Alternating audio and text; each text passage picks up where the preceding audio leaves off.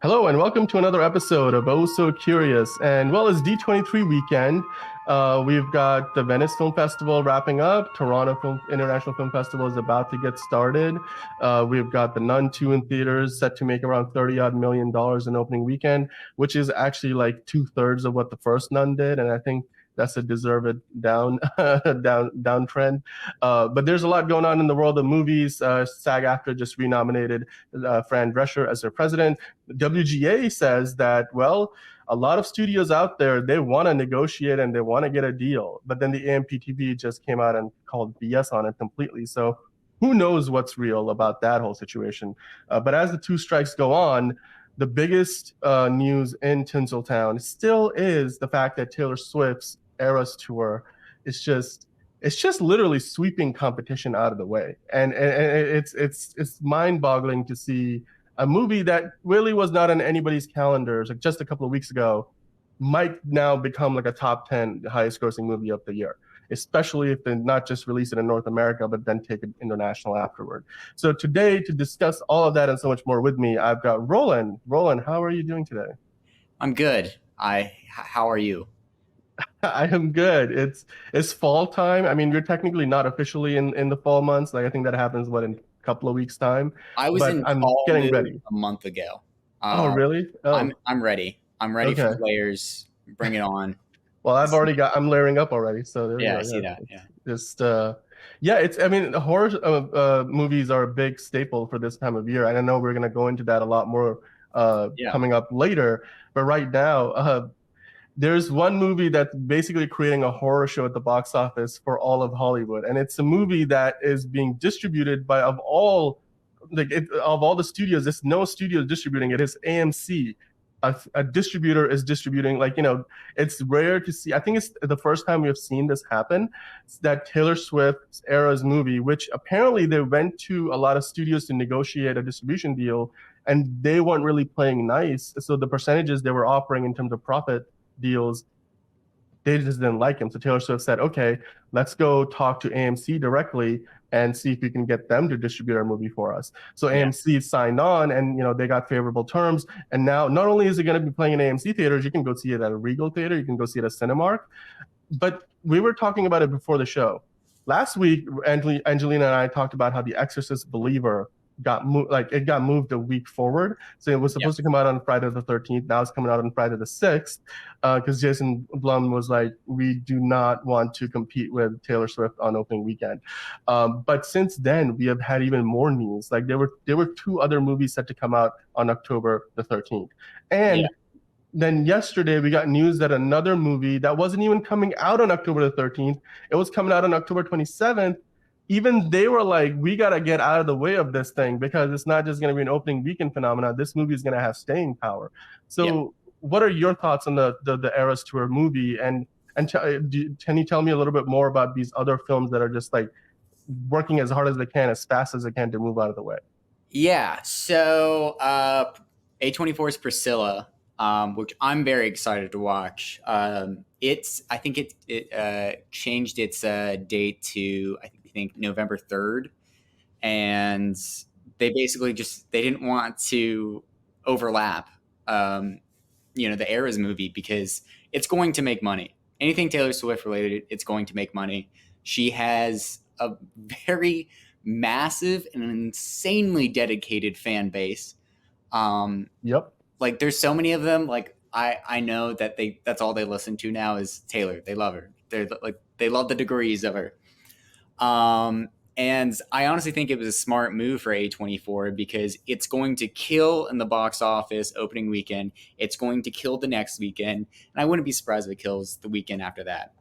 So it's going to take up a lot of the seats. It's going to take up a lot of the tickets. So I think it was smart. I'm just sad that we have October, we have a Friday the 13th. And the scariest thing that is coming out is the Eras just taking over the movie box office. Yeah, I mean, they're scaring off Hollywood. Yeah. What the heck? It's well, we were gonna get The Exorcist Believer, like one of the most iconic horror franchises, making a return on Friday the 13th in October. Yeah, so it would have been a very ideal situation. I mean, I guess you could still go watch The Exorcist. It will be in theaters on October the 13th. The Nun 2 will Yeah. probably still be playing. A Haunting in Venice, which is coming out next week, will still be around.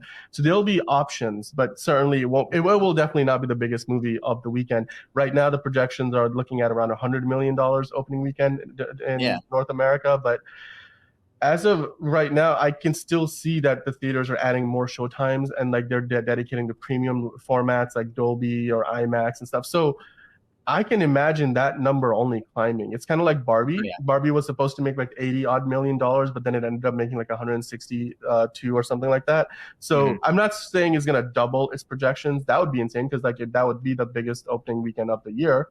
Yeah. But for a movie that's not a Marvel movie, that's not like a big franchise, sequel, prequel, Star Wars, DC, some like Indiana Jones. Well, Indiana Jones is like relatively speaking, I think those days are behind us, but it's not a Yeah. big franchise film. It's not even really a film in the traditional sense because I don't know if there's much of a story behind it other than you're just watching Taylor Swift perform on a big cinema screen rather than going to see her live. Yeah, I believe it's like a concert movie. Like you might get like Yeah, some behind the scenes stuff. some like, things to stitch it together, but it's just I think it goes to show the fact that this tour that's already made like a couple of $1 billion and then it's pumped billions more into the economy. I think there was a report out in like CNBC or something a couple of weeks ago that this tour has pumped like $6 or $8 billion into the American economy.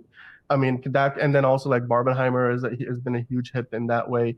And Yeah. I think they're now are they going I think they're going international with the tour too. So like it's not really over yet. And it's just from a business acumen standpoint, just a fantastic move on Taylor's part that she is just blowing people away with like every time because you gotta respect what she's doing. And the fact that the talent, I mean, she also works really hard on her talent and then re-recording all of her old songs that she no Yeah. longer had the rights to the recordings, which I'm like, if you're a Taylor Swift fan, it's kind of like I had a big Adele like thing back in high school. It's because she was like just every album, banger after banger after banger. And then like Adele sort of kind of went away for a while. And so as a fan of Adele, and now she's like in residency in Vegas. So it's like, like Yeah. unless you're going to Vegas. So I think as a fan, you always want to look for more content. Like if you're a fan of Beyonce, you're going to watch the Renaissance tour. Um, and that is still going on and that itself is almost as big as the Taylor Swift thing. I don't know if they're going to put a concert movie out. I think I, it's I so think the eras is it's much bigger. I mean, Andrew Schultz, he's a famous comedian, he made the best analogy, which is Taylor is the Gen Z version of Michael Jackson. Like she is such a pop star and like major like hit after hit after hit, album after album, like iconic, all this stuff like that. yeah, It's the only way to really compare her to anything. and you know what the thing is though, like a lot of people like our age or younger, that analogy might go over their heads because like, and even for like I never saw Michael Jackson live, but like I've done my research and like gone back and watched a lot of stuff. I'm like, there was like Michael Jackson, the Beatles, like they Yeah, were one of a kind in their time. That if you were like, you would have paid tens of thousands of dollars to like sit in the nosebleeds to watch a concert. Like yeah. that was the kind of popularity. Yeah, I mean, and then Taylor Swift, like apparently she declined an offer to do the Super Bowl halftime show next year. So Oh, I do. I mean, like I mean, Michael Jackson did it at one point. I don't know. I don't think Taylor Swift has ever done it. Maybe she has other plans. Like I don't know. Like maybe she will do it in the future. Who knows? But that would yeah, have been something. yeah. I could imagine people just buying the ticket because at this point, I would definitely not put it past people. They would buy a ticket to the Super Bowl just to watch the halftime show. Oh, absolutely. And I think that's why Like, she didn't do it was because she knew that was going to be the case. yeah, like can you imagine just people show up to the game late or they show up and then they leave it after halftime and then you're like all of a sudden like there's empty Yeah. seats in the stadium like it's a Super Bowl guys like no they were just there for the music. But anyway, I mean do you think this movie, the Eras movie, is it going to like break the top 10 in the worldwide box office for the year? Like if it's has such an amazing start of like $100 million comic book movie numbers, can Yeah. it sustain it long enough that it can kind of bust into the top 10? Which this Uh, year isn't like terribly hard. And it's not like we have multiple billion-dollar movies. We only have two, yeah. Barbie and I think Mario. So it only needs a month, honestly, to break the top 10. wow. If you think any different, you are just you're, you're overlooking Taylor fans. You have to realize that they broke the pre-sale, Yeah, tickets. They like broke the Star pre-sale Wars, tickets for Avengers. ERAS. The, Ticketmaster was down. Like yep. she makes numbers. Yeah. That's all I have to Yeah. say about that. We were talking about it last week. Like Spider-Man No Way Home had the AMC pre-sale record, and it was like $17 million or something, and that's higher than any other movie in AMC history. And then Taylor Swift's Eras tour movie came in at like 26 million. Like it Yeah. didn't just break the record, it just like almost doubled, like 50 times more. It was insane. And then it also broke like several records at Fandango that were previously held by like Star Wars, the was Force Awakens, which was a huge phenomenon. So there's a lot of movies out there that I can imagine this. Here's something that I want to make a prediction on. I have a feeling this movie might break the record for the lowest second weekend drop for a movie that opens to more than $100 million ever. Because Really? if it comes in at over $100 million in opening weekend, I have a feeling it may get near $100 million in the second weekend. I Because love how we're making two very opposite predictions for this no, no, no. movie. I'm saying no, because I'm saying like, well, I think I'm in line with you because I'm saying like if it's going to make like the lowest drop would mean like if it made $100 million in opening Oh, weekend, lowest then drop. Okay, second I lowest understand drop. what you're saying now. Yeah, Yeah, yeah. So like if it makes 80 million in a second weekend, that's like a 20% drop. That's like yeah, unheard of. Like that's for a movie that opens to 100 million. Because usually movies that are front loaded and make $100 million or more opening weekend, most people have already gone to see it. Like Barbie, I think had a pretty low drop. It was like 40 to 50%, which was I think unprecedented in several ways.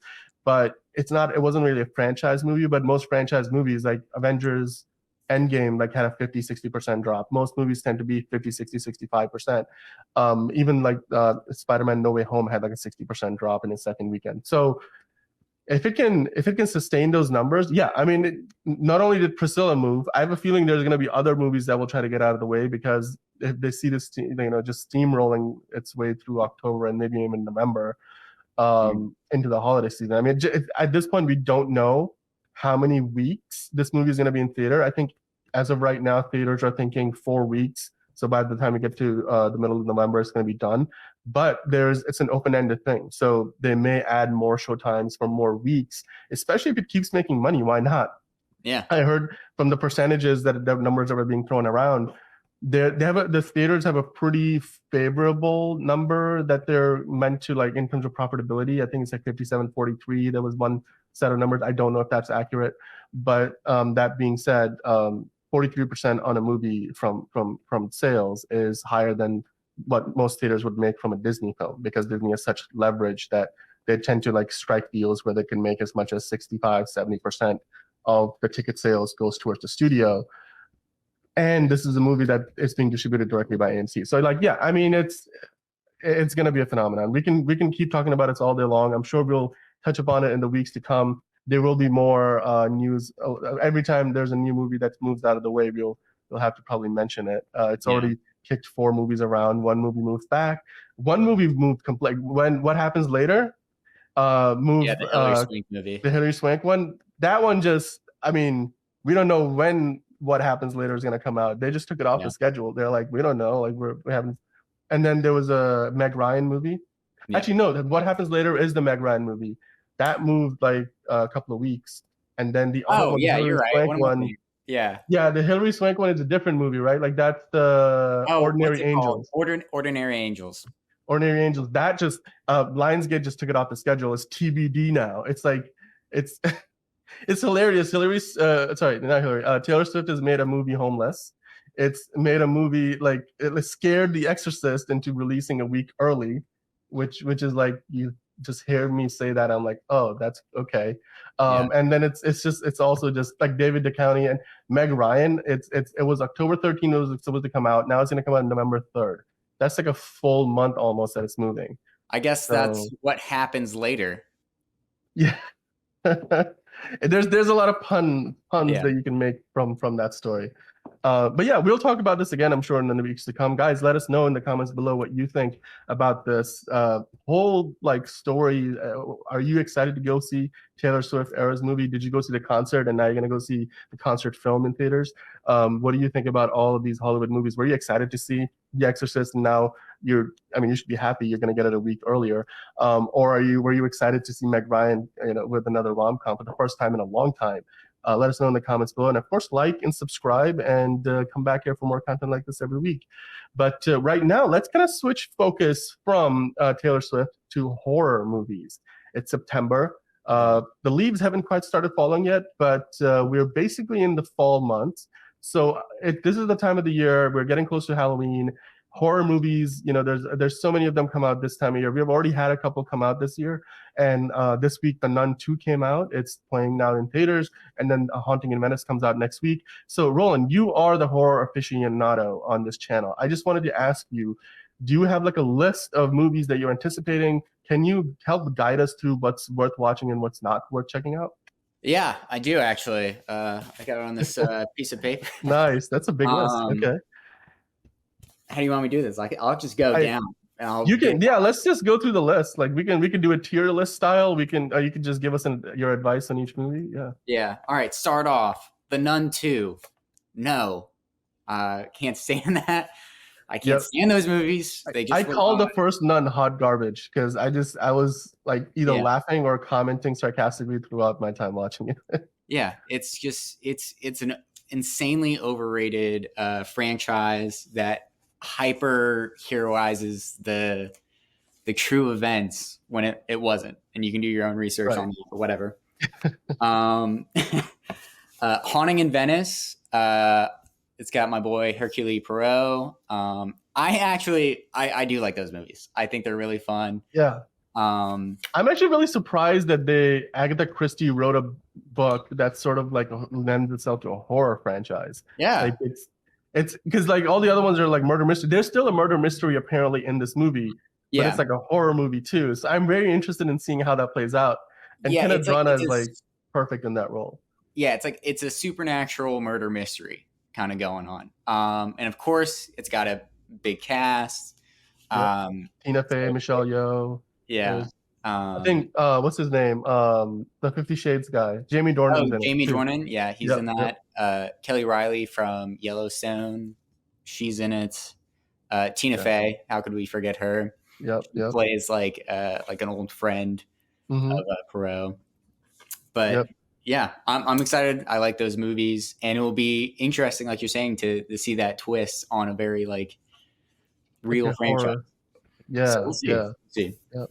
Another movie that I don't think it's going to get into a lot of theaters, but it's definitely worth mentioning, is a movie called Satanic Hispanics, which is a horror anthology. And horror anthology is going to be a theme for like most of the movies coming out for the rest of the year. But it's got a bunch of famous Latin directors, the Blair Witch Project, Juan of the Dead. There's like 3 other that I can't think of, but it seems I'm going to watch it. I'm going to be honest. Do you like anthology movies?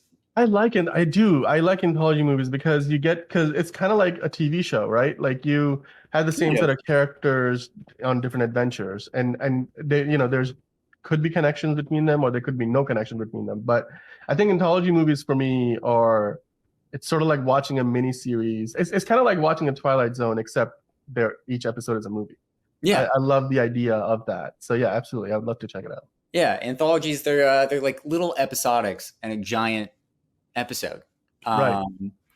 I find anthologies are a hit or a miss because you can find some really good ones, or it's like almost they all like end at like way too early or like not enough. Yeah, but the upside of that is that if you make a mistake, like if you really put out a complete bomb and like it's a terrible film, the next movie doesn't have to have any of that baggage. It's almost like like all of those Batman animated DC movies, like there were like one movie he might be fighting a zombie, and like in one he's Batman is in Russia, and like Superman is evil, or like all of those like Elseworld like stories that the animated DC movies do. I'm like, if DC, like, this is kind of my sidebar, but like if DC kind of took that kind of an anthology approach to the live action one, can you imagine the amount of creativity? Like we could get like a Guillermo del Toro directed Batman horror movie. But that's to say, like, I think, yeah, I mean, as a concept, anthology horror movies, I think, are fantastic. But that approach you could utilize that in other genres too. I think DC. This is definitely, we're getting into a sidebar, but I think DC is already sporadic as it is, and to include like 5 stories in one movie is going to confuse the life out of the audience, and I just don't think they're there yet to be able to be comfortable with that. I don't even think Marvel could do it, in all honesty. They might be able to get away with it by trying to say like it's a multiverse thing, but then you're taking away from an anthology. You're purposely connecting it rather than just letting these stories kind of happen.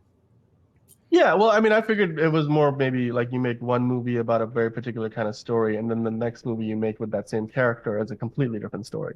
Like, it doesn't have Yeah. to be all in the same movie, but like, yeah, like if you do a series of films, each movie is sort of same core character in a completely different kind of environment and adventure.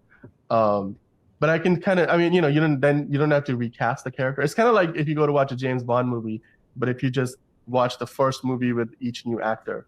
Um, in this case, you'll be recast. Like you watch the first Sean Connery movie, the first Roger Moore movie, then you go watch the Timothy Dalton Bond, the Pierce Brosnan, and then you Yeah. get to Daniel Craig. So, yeah, but as a fan of psychological horror, I think some of the better horror genre movies and shows out there, I think, are like Black Mirror is one, the Twilight Zone I mentioned. Yeah.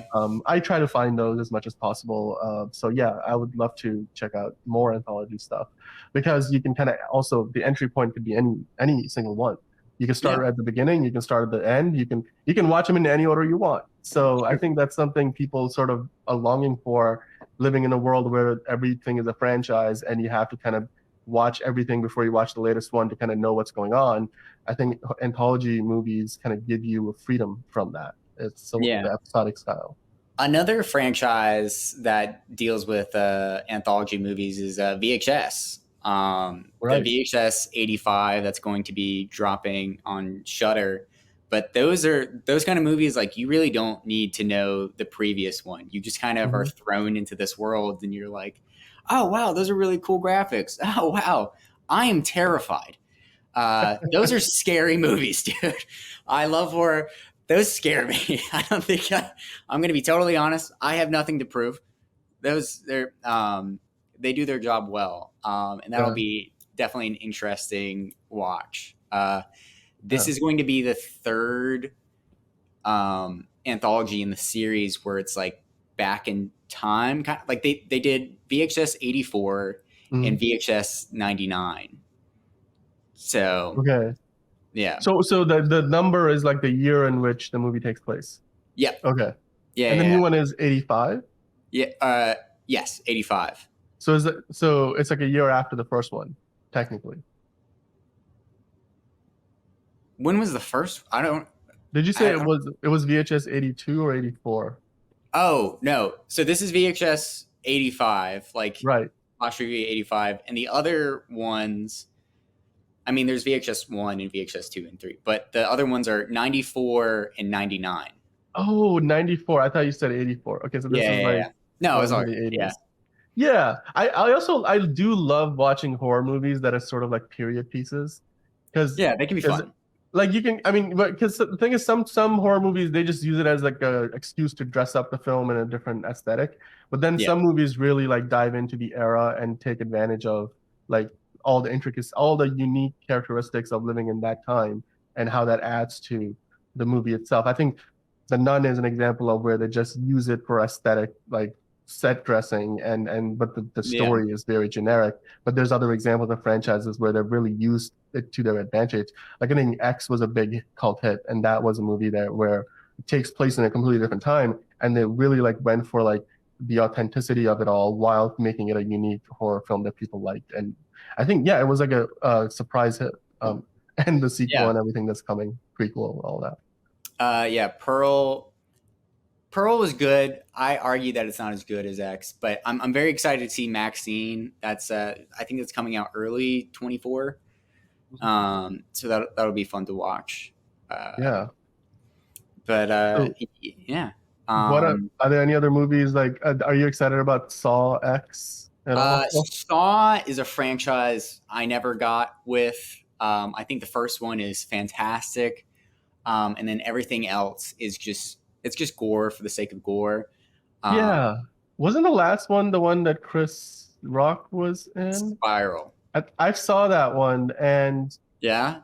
it was okay, but then the third act was very cliche gore, and it was just like, yeah, it had me for a while, but then it just kind of devolves into just like, all the cliches of genre of Saw. It's kind of its own genre within the genre, so it's just like, yeah, I don't think it was the best movie, but apparently it was better than a lot of the other recent ones. So I don't know, which I haven't seen Yeah. a lot of them because I don't like gore for the sake of gore. I'm like, there has Yeah. to be a story behind it, like like this is to be Exactly. character motivated and all that. What about like there isn't there like a Five Nights at Freddy's? Yeah, Five Nights at Freddy's. Is that something that you? Dang, you ruined my good segue. Oh, Yeah, sorry. we'll do Five Nights at Freddy.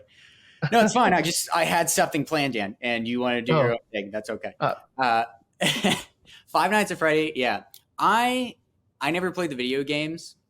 I like Josh Hutcherson though, so that will be interesting, and we'll see how it works with live action. Bringing video games and adapting them has definitely been a hit or a miss the past few years, or really just the Re entirety. Resident Evil is probably another one that it's like every Yeah, time they come out with a new. At this point, I think people have just given up on it. So yeah, yeah. Like at first, it was yeah, really cool, and then it was just like, what are we doing here?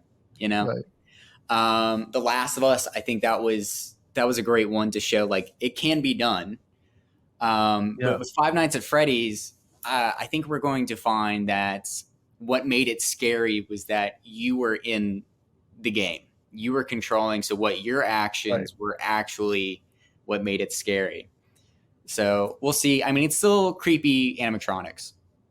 So it's There's a certain tangibility to animatronic effects that you just don't get from CGI, even like today, because yeah, it's despite how good CGI is, there's also like if you know it's animatronic, it kind of has a creepy like vibe to it all onto itself. yeah, So I feel like the best animatronic work is the one that's not meant to hide that it's animatronic. Like is like you watch the original Jurassic Park, and the shots where you know it's an animatronic are sometimes like dinosaurs are creepier than the ones where you don't. And then some of the most iconic moments of animatronic visual effects in horror movies are like the ones where it's just like, oh yeah, this looks just freaky because it doesn't look quite real, but it's close enough, and it's just that yeah. uncanny valley of horror where you're just freaked out by just your sense of fear of the unknown while seeing what you're seeing, the visceral nature of the effect on screen. Well said. Yeah. Yeah. Willy's Wonderland did phenomenal. So I do have high hopes for Five Nights at Freddy. I think it'll do good. I might watch it. We'll see. One movie that I will not be watching is Thanksgiving. This is a movie by Eli Roth. Oh, And if you don't know, he did Hostel. He did a movie called Clown.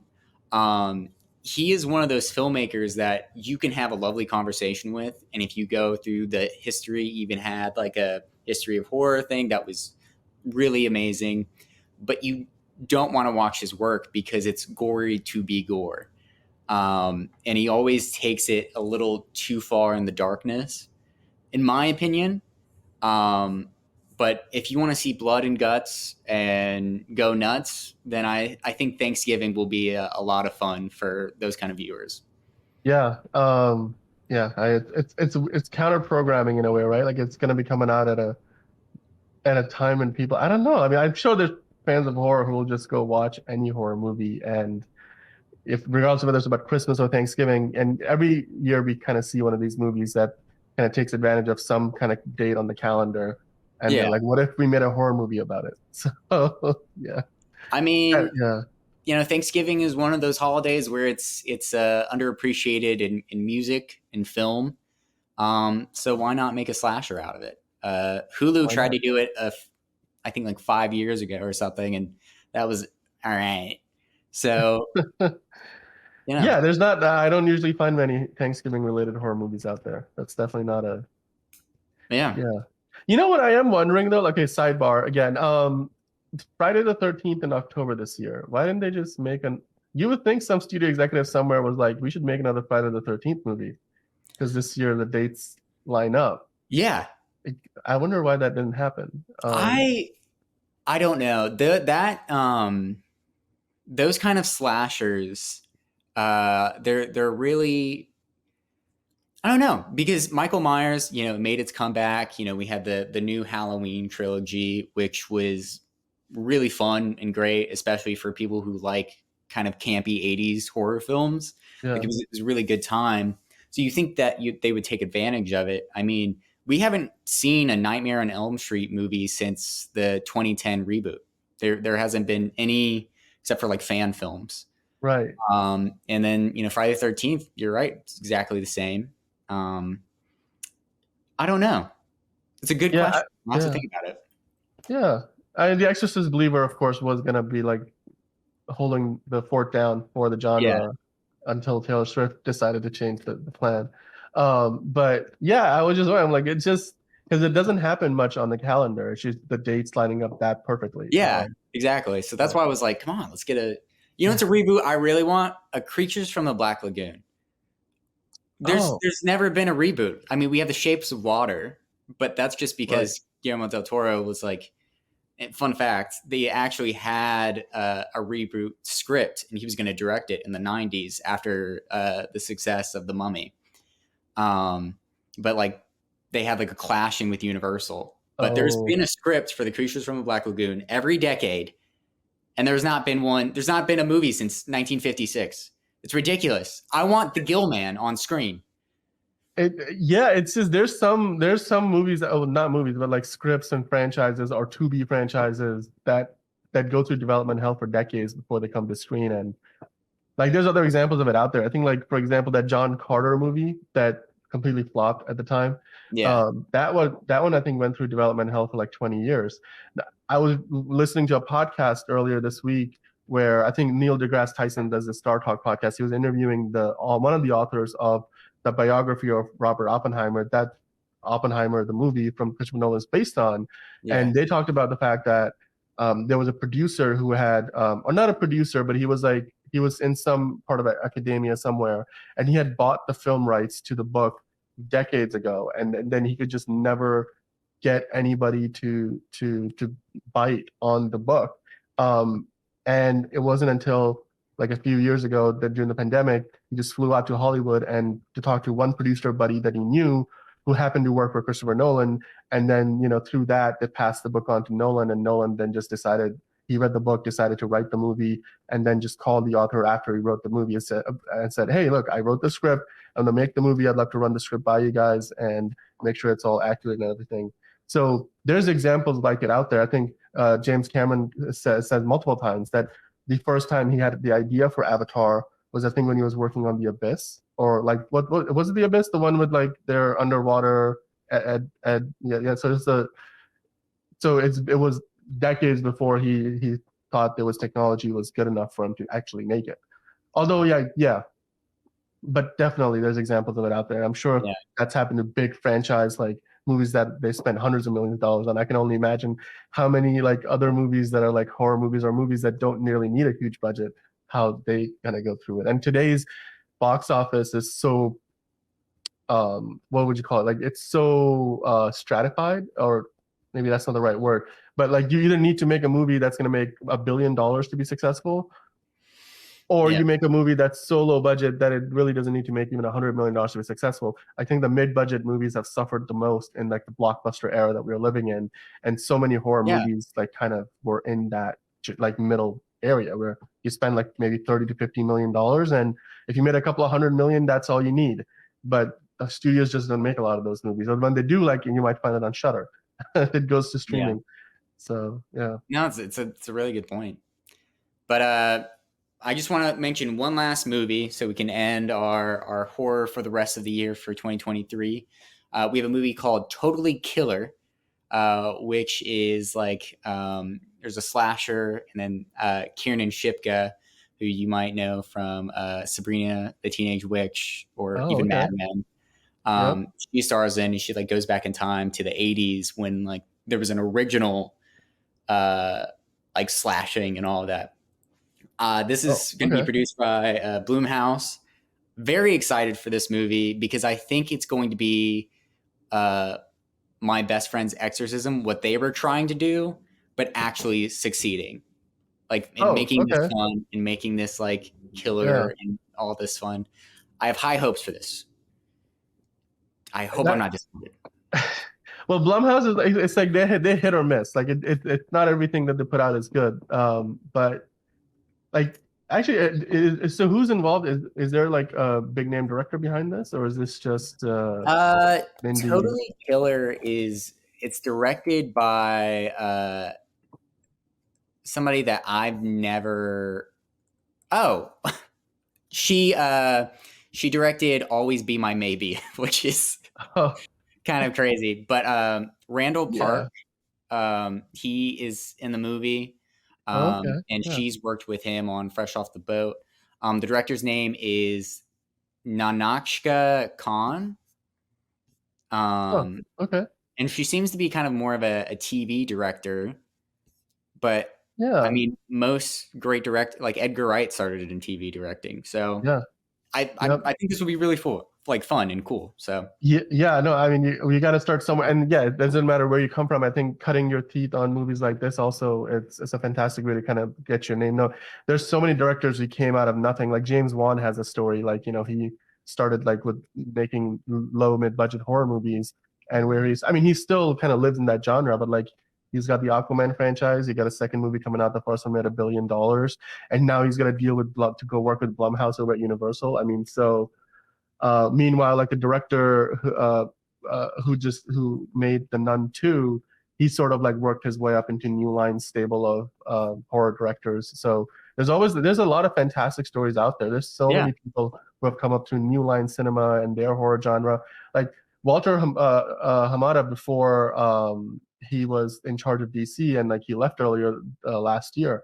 But he came up to New Line Cinema, and because of his success making profitable horror movies, where they spent not a lot of money but made a shit ton at the box office, that was the reason why they hired him to work on DC. So like, and now I think he got hired either over at Universal or Paramount. So like, there's such a there's a lot of great stories in Hollywood, of success stories of people who worked their way up to the horror genre, and whether they continue to be in the same genre later in their careers or moved on to other bigger, greater things, like yeah, Guillermo del Toro. Like, and he's made so many movies across the board. Like Pacific Rim is probably one of his best movies, and it's not even a horror movie. yeah. So yeah. What do you, before we wrap up, I just wanted to ask you, what do you think about, have you seen the trailer for Godzilla minus zero or Oh minus one? Godzilla minus one. yeah, Yeah. I did actually, and I thought it was all right. In all honesty, I'm more excited for the Monarch The with Monarch. Kurt Yeah. Russell. I Um, mean, the Godzilla and Godzilla minus one looked way more savage though, right? Like it was like that Godzilla was wrecking house, like in a way that I don't think we really, because they yeah, really made like the Godzilla in the what is who makes all the Warner Brothers version of this franchise, the Monsters universe, I think they call it. yeah. They really made this Godzilla sort of like an anti-hero. Whereas like it seems like every time like a Japanese Godzilla movie comes out, like Godzilla is like a straight up like bad dude who's does Well, nothing but destroy. that's the thing about Godzilla movies. I love Godzilla movies. My favorite Godzilla movies are the Japanese ones from the 90s because Right. they're insanely hilarious. Godzilla versus Space Godzilla, a classic, dude. I love those movies. But you'll see if you actually look at the long line of Godzilla movies, is that there will be phases where he's a straight villain, Mm-hmm. he's a straight anti-hero, he is a villain, anti-hero, villain, anti-hero, and it's just all depends on who is there. If it's just Godzilla, and then he has no kind of like excuse of being like, oh well, he was fighting a monster. It's just he's destroying a city because that's what Godzilla does. Yeah.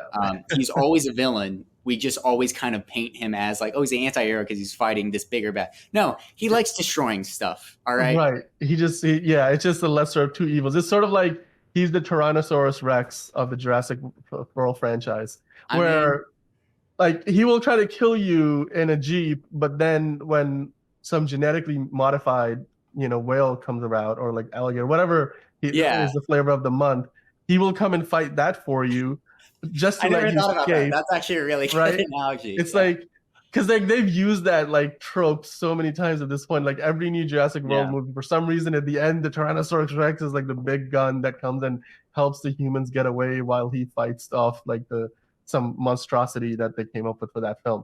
But Yeah. yeah, no, I agree. I think, but if you're looking for flavors of Godzilla, Godzilla -1 will be coming out in December, and then the Monarch show is going to be running at the same time. It's going to start airing a couple of weeks before, and then it's Mhm. going to keep airing for a few weeks after, weekly, I think on Apple TV Plus. So I am so excited because if you're a fan of Godzilla, you'll have your fill of, I think, two different flavors. But the Yeah. trailer looks fantastic. There's definitely in the '90s like the effects, like you had to really suspend your disbelief to kind of believe like what you were watching was had any sense of reality to it. Yeah. But I feel like that Godzilla -1 movie looks as good as any Hollywood version of Godzilla that we have seen, like it's from a Yeah. visual effects standpoint. And then even like there was another Godzilla movie that came out a couple of years ago. I think even that was pretty good. So and that like a Japanese Godzilla film.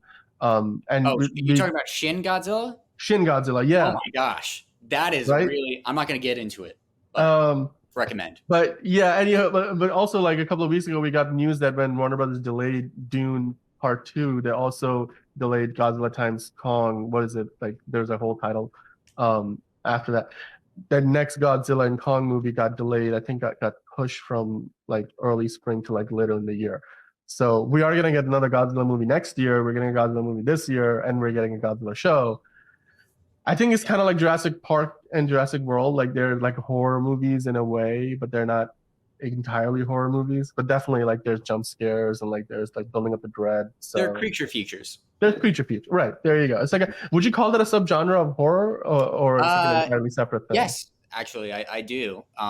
Because it's kind of like one of those things where it's dealing with horror esque uh, imagery and characters and types, but it's not necessarily there to scare you Yeah. or scare you throughout. Right. So, but yeah, I love creature features. Yeah, yeah, absolutely. I think there's good ones, there's bad ones. I can You kind of have to be careful about the ones you go to watch. Also, like depending on which director has a different take. Like there's been multiple attempts at doing a Swamp Thing, and to varying degrees of quality. But anywho, like horror movies, there's a lot of them coming out this year. Roland, you gave us some really good recommendations. You also kind of advised us to stay away from a couple of them. I'm excited to see how all of them do. My personal favorite one that I'm looking forward to is going to be A Haunting in Venice because I just love that Agatha Christie, Hercule Poirot, that whole franchise is one of my favorites going on today. So let Yeah. us know, guys, in the comments below, which ones are you looking forward to? Have you gone to see The Nun 2? Are you going to go to see A Haunting in Venice? Are you looking forward to all the other horror movies that are going to be coming out? Five Nights at Freddy's. There's so many other ones. Are you going to check out Thanksgiving? Is that something that interests you? Let us know in the comments. Of course, like and subscribe for more. But now let's talk about another horror show. Speaking of horror shows, the MCU, according to many fans, has been a bit of a horror show of late. So there's been speculation recently like that the MCU is going to reboot after Avengers Secret Wars. So I just wanted to get your take on it. Like if let's just like a two-part question, right? Like A, do you think they're going to reboot the MCU, whether it's a soft reboot like in universe or a hard reboot and it's completely start over with the MCU after Secret Wars? And then B, if they did do that, like how would you approach that reboot? I don't think that they'll do a hard reboot anytime soon. Because they've spent, I mean, decades building this thing up. I doubt that they're going to even soft reboot. I think that they're just either going to ignore the problems, or they're just going to like see like, all right, how can we work with this? Because this is canon, you know. Right. I don't see that anytime soon. I think they made their bed and they're going to work with it. Are they I don't gonna know. lay in it? Yeah. Yeah. Right. um, I am sad that yeah, these things are getting delayed. I completely understand. I mean, the strikes are happening for a reason, and this is going to happen if all these studios are holding out. Yeah. But I did hear that is it Daredevil Born Again and Deadpool 3 was taken off the schedule? Is that correct? Completely. Yeah, it was this week. I think we got the news that Daredevil Born Again was completely removed from the schedule. So it's delayed indefinitely. And then a few weeks ago, when Disney reshuffled all of their movies right after the strikes, the actors went on strike, they've removed Deadpool 3 completely from their release schedule, which I can only speculate is because with so many moving parts, but also Ryan Reynolds and Hugh Jackman's schedules are so busy as is that for them to try to keep up with the release date when they don't even know when they're going to resume filming is probably very difficult to try to work around their schedule alone, not to mention all the other things all the other factors. And there's so many cameos that we're supposed to get, like Jennifer Garner was coming back as Elektra was Yeah. official. And there's been rumors about like 100 other ones, like Lee Schreiber coming back as Sabretooth from X-Men Origins Wolverine, which I'm excited to see potentially that cameo because I thought he played the Sabretooth character really, really well. It was different from the comics, but I think like his chemistry with Hugh Jackman's Wolverine was fantastic in that movie. So I would be I excited to see agree. that, but Yeah. it's disappointing to see that, of course, with the strikes being what they are, and understandably so. As a fan though, you still, would wish that these movies still came out when they were scheduled to. I think Um, the delay will be good for Deadpool 3 because they're not done filming, correct? no, No, which is good because since Ryan Reynolds is a writer, he can't ad libs anything, right, which takes away a lot of naturalness to right. it. I think that's ridiculous. Also, I think it's ridiculous that they're relying so much on cameos. That's me. That's just I'm me. I am a little concerned in some ways that it may become a cameo fest like Doctor Strange and Into the Multiverse of Madness because Yeah, that movie like had if they had maybe cut down on like if they had done half as many cameos and focused more on Doctor because I felt like that movie at some points forgot that it was a Doctor Strange movie because it was so busy with cameos or doing yeah, other things that where they were like, oh, like people are just having that, like Leo moment where they're pointing at the screen or just like standing up and yeah, clapping because they see like John Krasinski show up as Mr. Fantastic. So yeah, I yeah. definitely think there's a potential for that. Although I will say I trust Ryan Reynolds and his track record with Deadpool that they'll find a way to balance it out. Like we have I done, think so too. like the whole X Force montage and that whole sequence in Deadpool 2 is probably my favorite part of that whole movie where Yeah, they audition people and then all of them kind of die on their way to their first mission, and hilariously so. yeah. So I mean, yeah, we're finally getting a Wolverine suit. I'm ecstatic about that. I mean, I think we've all seen the Wolverine post credit where we were they've promised hinted it. to. Never saw Yeah, it. yeah, But I don't know. It's hard for me to be excited about it because when I first watched Logan, it was such a big deal. It was so groundbreaking. It was yeah, emotional, and it was emotional because you're saying not only goodbye to these characters on screen, but you're saying goodbye to the actors portraying them because that was their thing. Like we yeah. had like the longest Two run as these decades. characters, and Yeah, then Doctor Strange comes and you see Patrick Stewart as Charles Xavier, and you're like, I it want to be just excited, but you've kind of cheapened it, and then he immediately dies. eh, Spoiler to this few-year-old right. movie. Um, That felt like I had a lot of conflicted feelings about that cameo because it just felt like that cameo maybe came like 20 years too late. Like yeah, or it just maybe not 20 but like 10 years too late. And yeah, like how special Logan was, like both within the movie itself and then just the circumstances surrounding it. It's just I think Logan is one of the top three comic book movies of all time. Like it's right up there with the Dark Knight and maybe like the first Avengers or Iron Man movie. Like it's up there. So yeah, and as like a period on that X-Men franchise because yes, they did do a couple other X-Men movies after Logan before Fox completely got bought by Disney. But Yeah, that's there fine. was, I don't think, any movie of note that came out after Logan. So I think most people's minds, Logan kind of like put an end point on that version of the X-Men in a way that I think was very it just I've never seen a Western genre adapted so well to the superhero movie Yeah, movie anywhere. Because we've seen other examples. I feel like the first Batman movie is in a like Batman Begins is probably like a Western in some ways, and maybe until the third act where it becomes like a pure sci-fi movie. But yeah, I've never seen a movie like stick to its guns to the end and see its hero like follow through on the journey that they set him out on all throughout.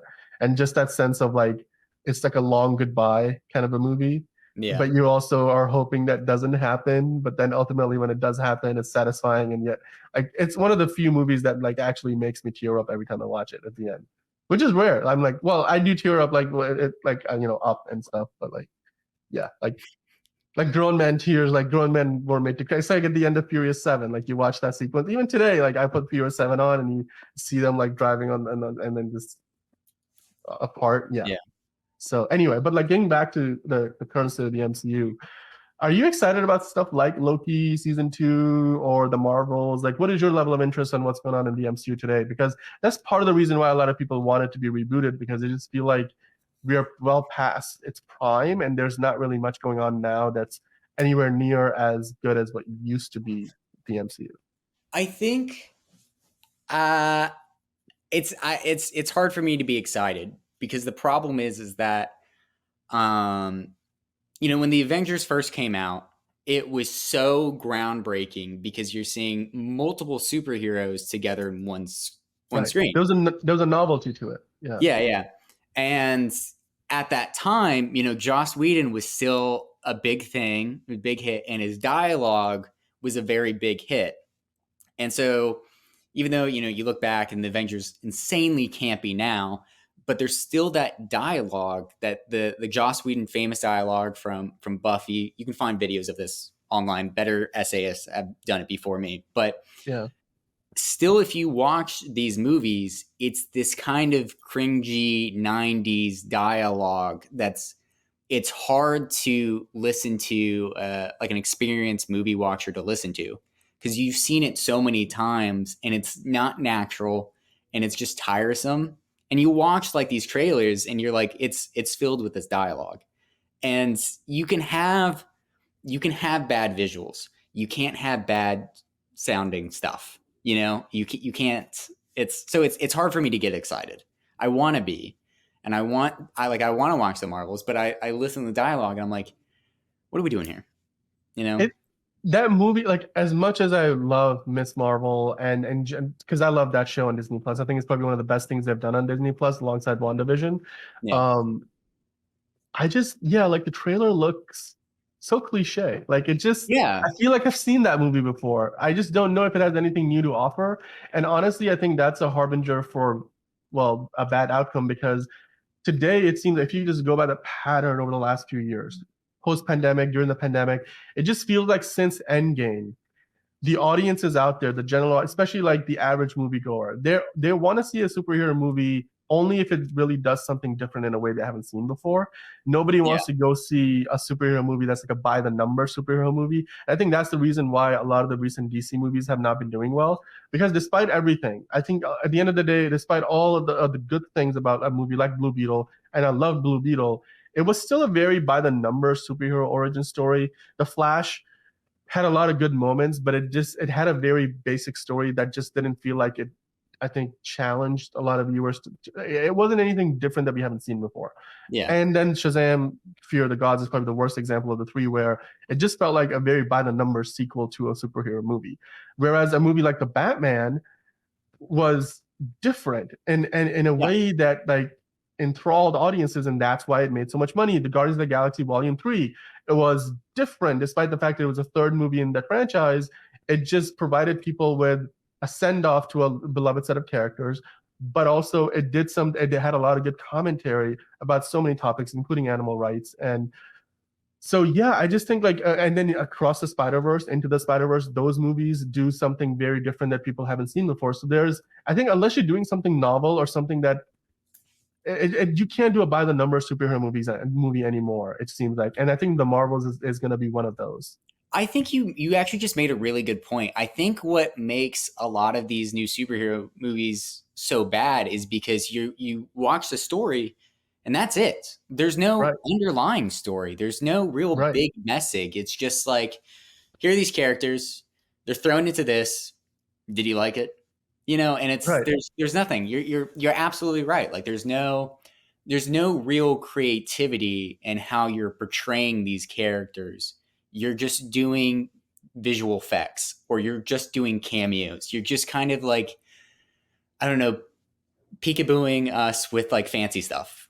right. And I do think like even in the height of his prime, the MCU sort of got away with some of this because they had like this like it seemed like there was this overarching connection. So people went to see certain movies simply because they thought it would connect in some way to the next movie that they wanted to go see. So even if you didn't care for Captain Marvel, that movie made $1 billion because so many people were excited to see how it connected to Avengers Endgame, which is like the biggest example of like Marvel kind of taking advantage of that, Yeah. interconnectivity of the universe to introduce lesser known characters that then just, people didn't necessarily care for the character itself, but they cared for how the character fit into the larger story of the universe. Whereas Mhm. they've definitely had movies like Black Panther where people went and saw the movie and the movie itself was a revolution and by itself, and then it sort of lent itself into the larger universe story wise.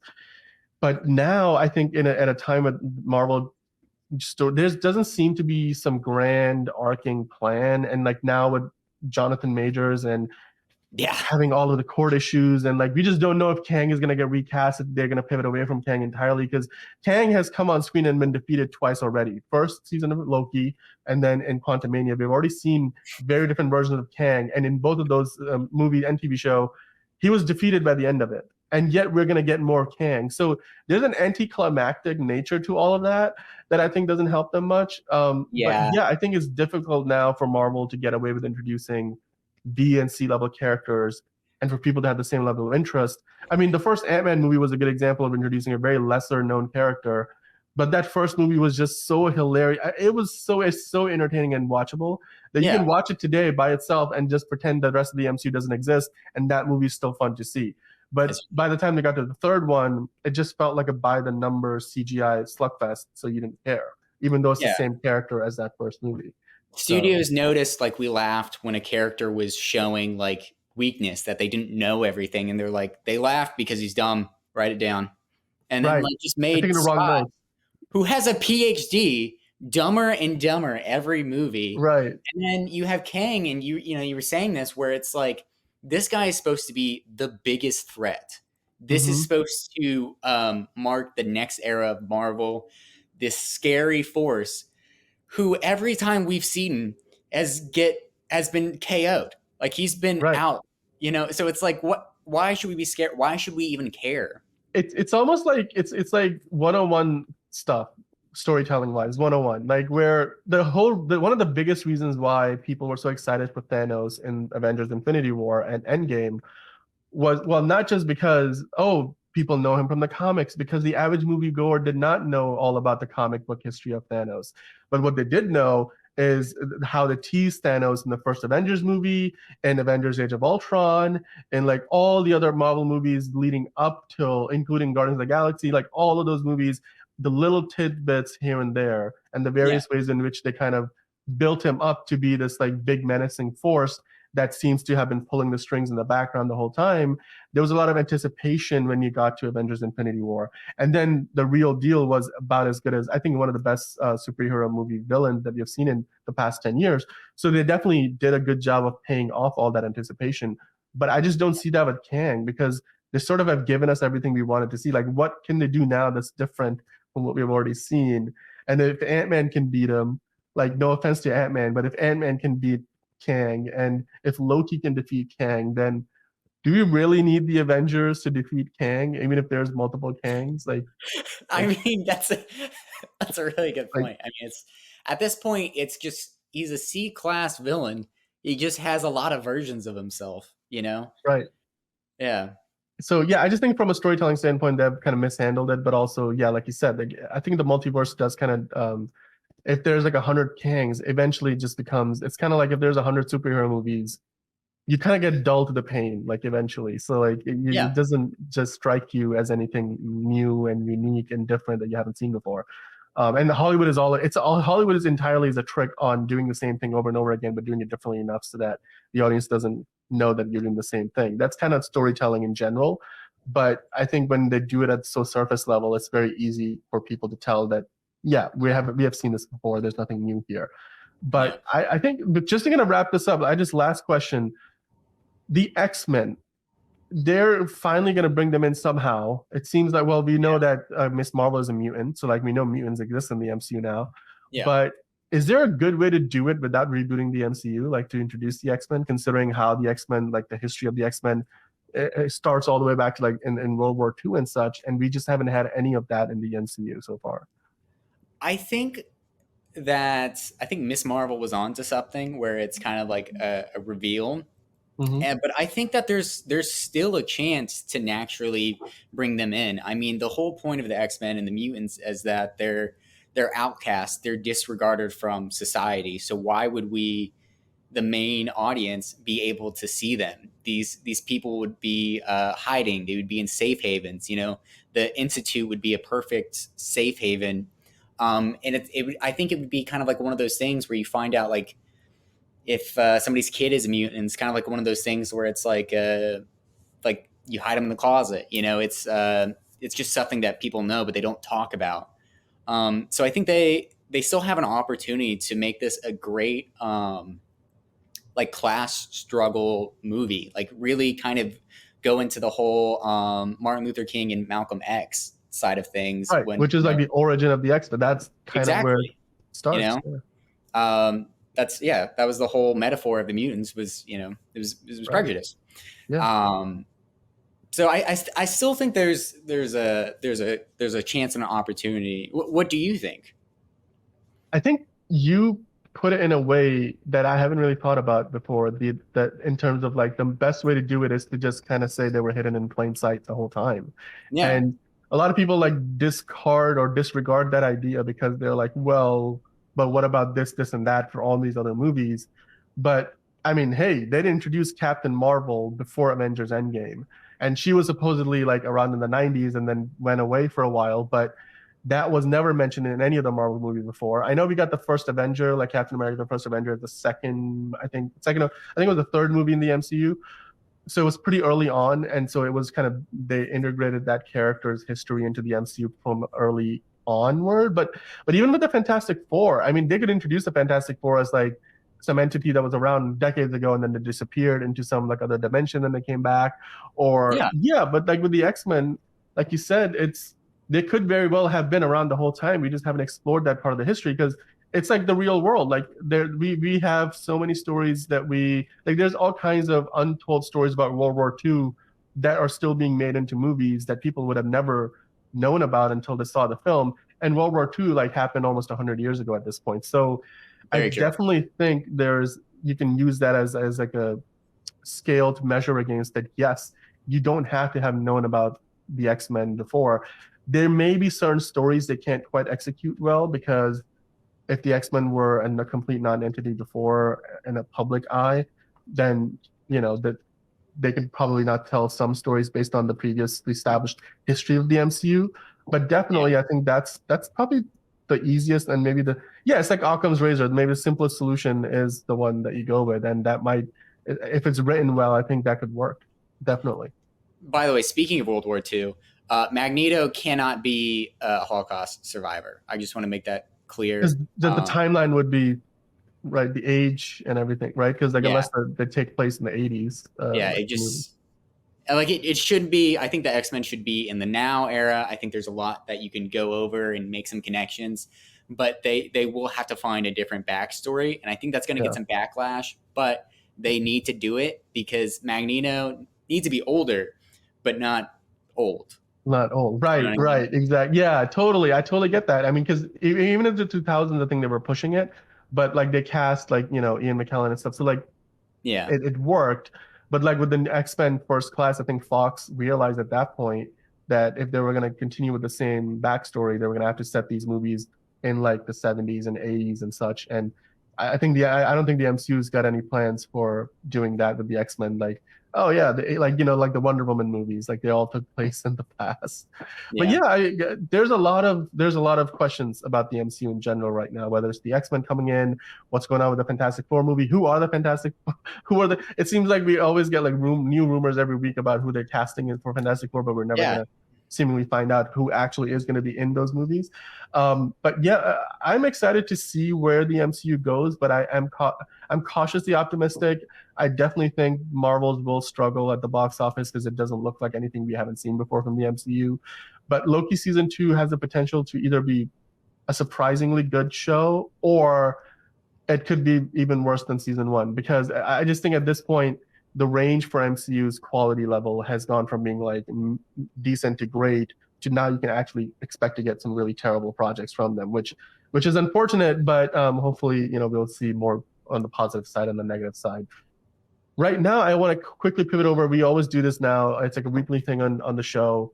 Let's go from the MCU to the DCU. So I just wanted to ask you, is the DCU too late to the game? Is it too late to the superhero game? Because today, superhero movies are struggling more at the box office than ever before. We can talk about reasons why that is the case, but it seems like the golden era of the superhero movie genre may be behind us. So despite like all the announcements, the fantastic announcement that James Gunn and Peter Safran had made, is it too late, especially with the divided DC fan base that we have today, like whether they want the old DCEU to continue or they're just ready to move past it? Like, where do you stand on that whole topic?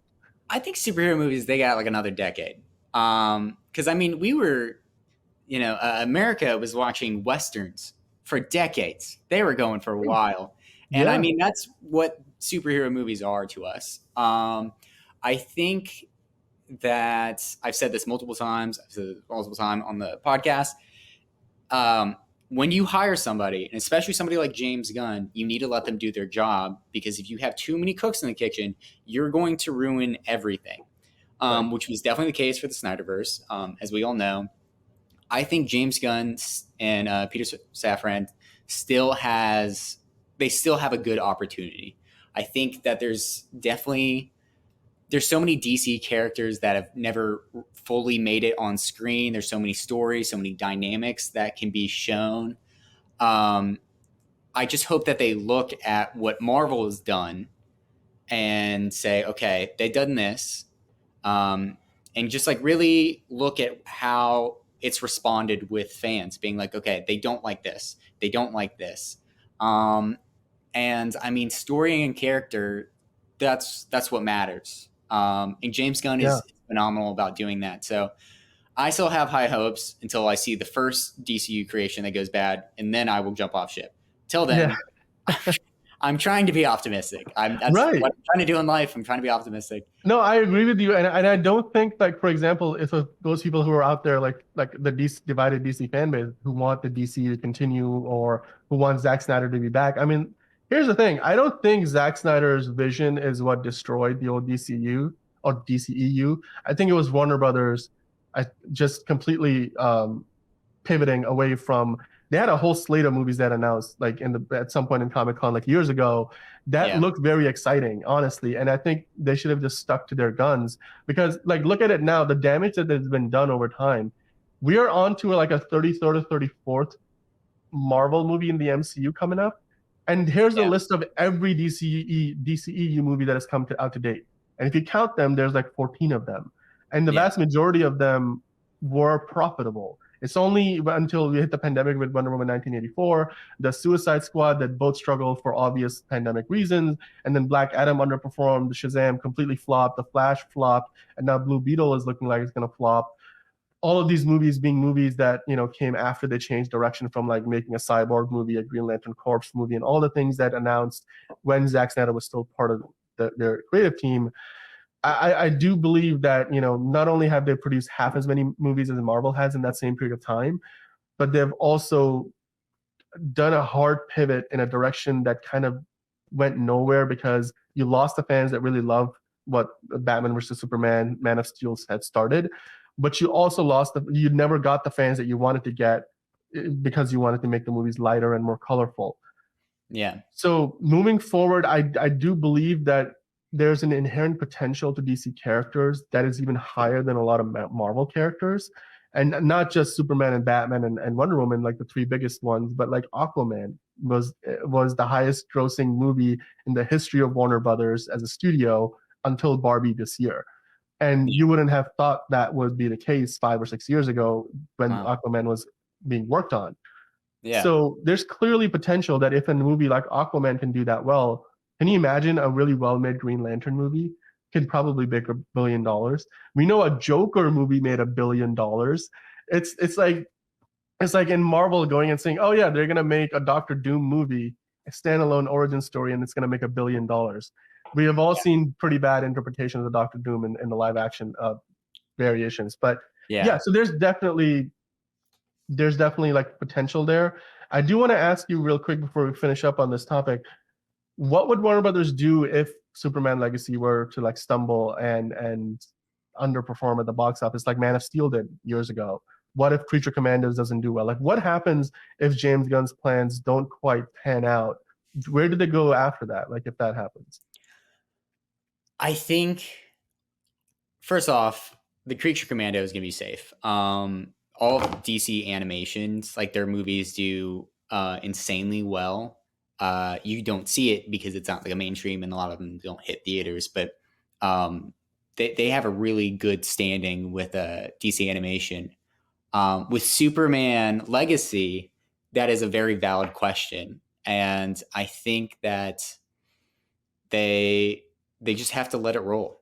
I mean, if it stumbles and like it kind of seems like a little off, let it get its footing.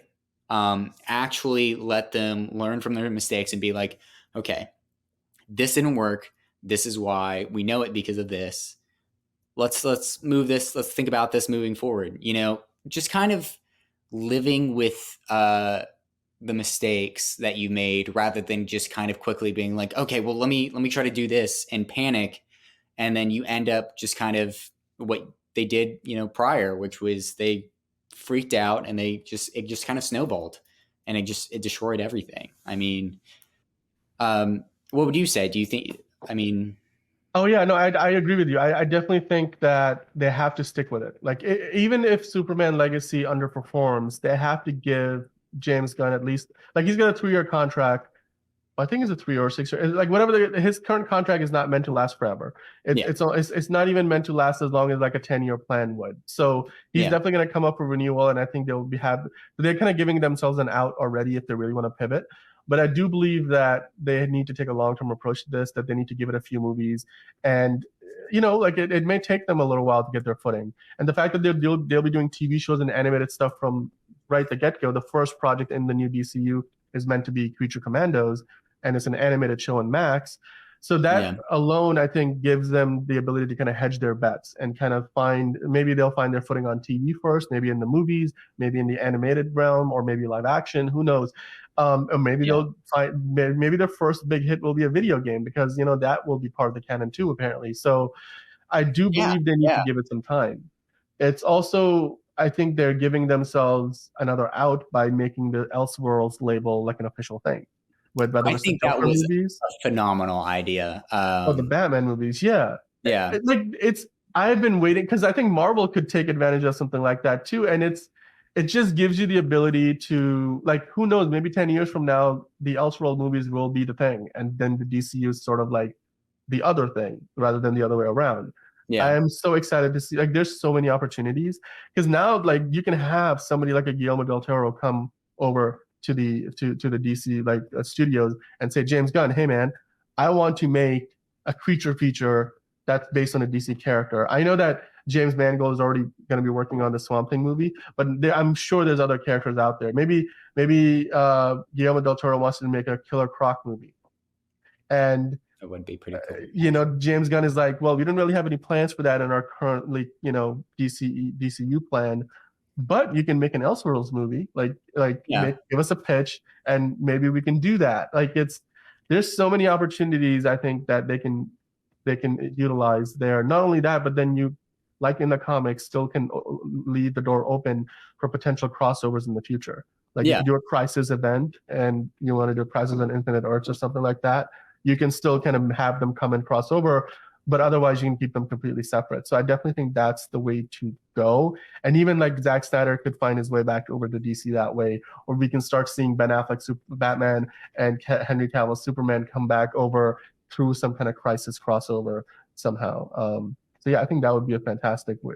What do you think about Elseworlds? Is that something that you would love?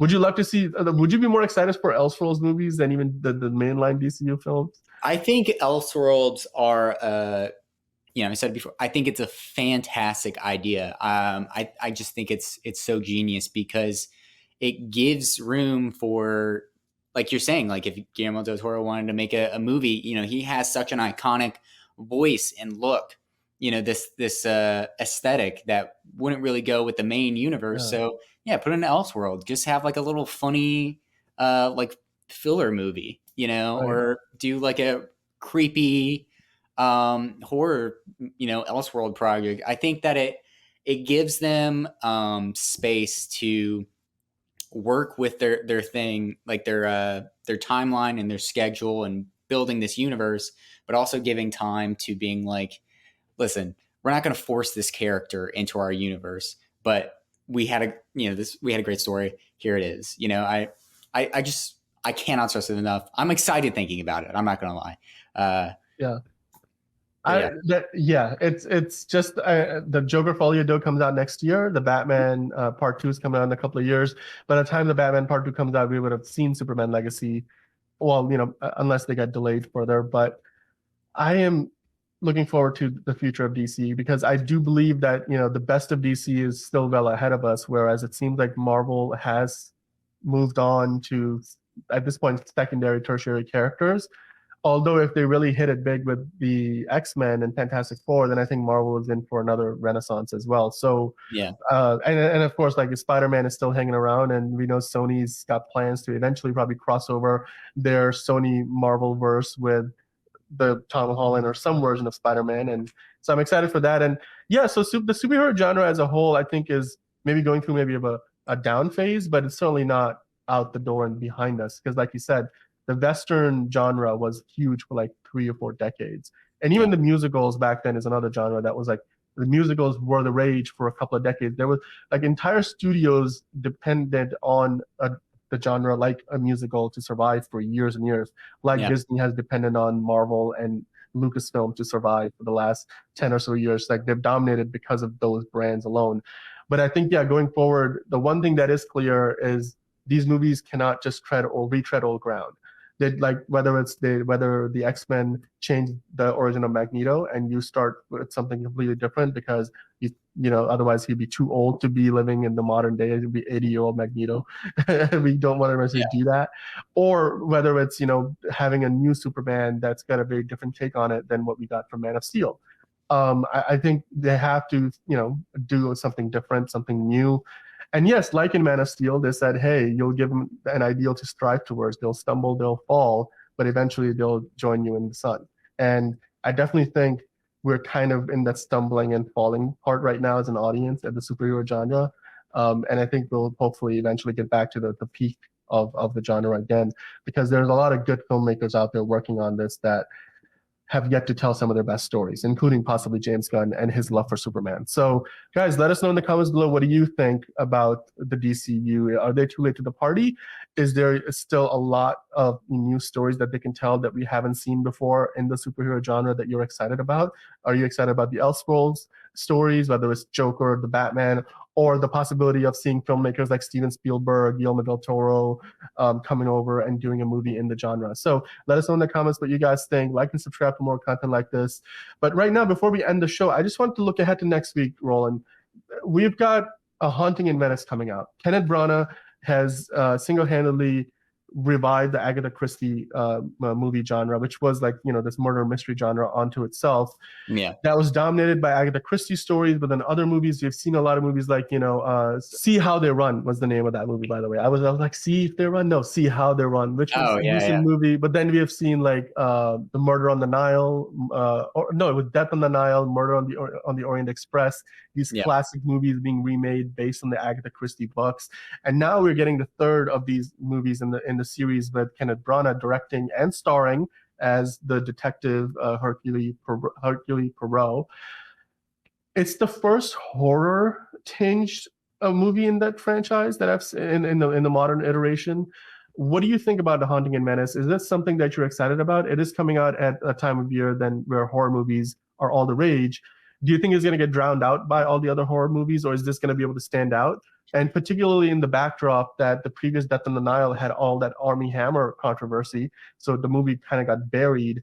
Do you feel like this new one can kind of bring that franchise back to its peak, like when Murder on the Orient Express came out a few years back? I think I know that this movie will do good. There is an audience for it. Um, it turns out we love mysteries still. And bringing these Agatha Christie movies back is great because it's introducing the new generation to these stories. You know, I know that I love watching them and I have a kick out of them. And honestly, I think it's great that they're releasing it in October because it's kind of going comparing movies to TV where it's like, hey, here's a Halloween episode where things get spooky. But I think it will be it'll be really good. It'll be interesting, and I wouldn't be surprised. Possible spoiler alert. I'm just making a prediction that it is all fake and that they're just trying to figure out the magic of how they do it, which is most likely how it's going to be. But I'm excited to see the tricks. You know what I mean? Yeah, yeah. Yeah. What do you feel? That's always been a part of these Agatha Christie books. It's kind of like watching a Scooby-Doo cartoon but live action, right? Like you have to Yeah. like all the smoke and mirrors, and that's part of what the detective is trying to get around. In fact, the second Knives Out movie kind of did a lot of that too. Which what was the second Knives Out movie called? It was Glass Onion, yeah. Where they were basically the whole thing was like a setup, and that's what we find out at the end. Yeah. Sorry, spoiler alert. But yeah, I definitely think that this is a movie series that has been underappreciated because The Murder on the Orient Express, while it did really well, I definitely think that it could have done better. And if Death on the Nile didn't have all the Army Hammer controversy that kind of delayed it for a couple of years, and the pandemic and everything else that went around it, it could have been like the launching off point because the movie itself is pretty good. Gal Gadot and all the other like cast members that had a stacked cast. I think Letitia Wright was in it. There was just so many other great actors.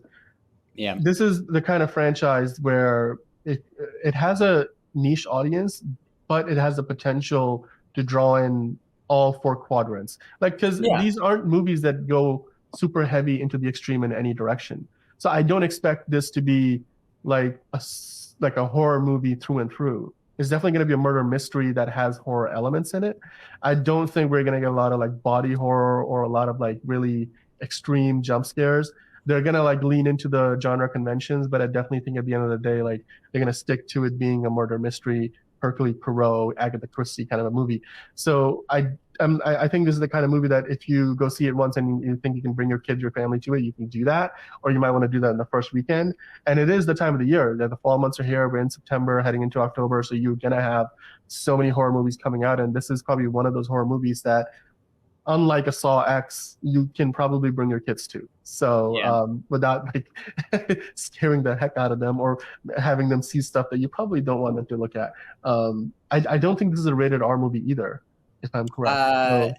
No, I'm pretty sure it's like PG-13, right? Like it's.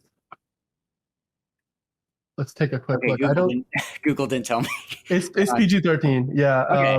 On Rotten Tomatoes, it says that disturbing images, thematic elements, some strong violence. Like it's probably going to be scarier than Haunted Mansion was, which was like, although there were some elements in Haunted Mansion that were pretty scary. Like I was like, for a Disney movie, there's some stuff in here that I wouldn't have expected it to be there, and particularly because like the Haunted Mansion with Eddie Murphy in 2003, that movie was not that scary in hindsight. Like it was, if you're a kid, you'll probably get scared in some elements. Like, and I grew up watching that movie, but Haunted Mansion was kind of scary in some ways, but still, like you could bring your whole family to it. It was family friendly, and I think this movie will be maybe a level up in terms of scariness. But at the end of the day, you're still watching a murder mystery. So I'm excited for it. There's also The Inventor coming out next week, which is like a movie about Leonardo da Vinci. It's a stop motion movie. So if you want to like counter program and go watch that instead, you can see that. But yeah, it's The Equalizer 3 still in theaters. There's so many movies, good movies still out there. Barbie and Oppenheimer are still out there making money. I think Oppenheimer is now the second highest grossing rated R movie of all time, behind Joker. And the Joker Okay. made $1 billion, so I don't think it's gonna get there. But you know, number two is it's higher than the two Deadpool movies now. Oppenheimer's made more movies than both Deadpool movies did, and Barbie is the biggest movie of the year so far. The highest grossing movie is past Mario Brothers. So there's still plenty of options out there, guys. Roland, are you going to be checking out the movies this week? Are you going to be going to the theater nearby? I'm definitely going to try to check out Haunting in Venice. If not this week, then next. Awesome. Yeah. Well, I'm definitely gonna go check out A Haunting in Venice, and then we're gonna talk about it next week on the show. But until then, guys, for the love of movies, go check out the movie at your local movie theater. Let us know what you guys think about it, and we'll be back here talking about the movies and everything all about Hollywood, the strikes, all the stuff that we got at D23 this weekend, and so much more and beyond. And until then, guys, stay curious, and for the love of movies, keep going and checking out the films, and come back and talk to us about it next week on the show.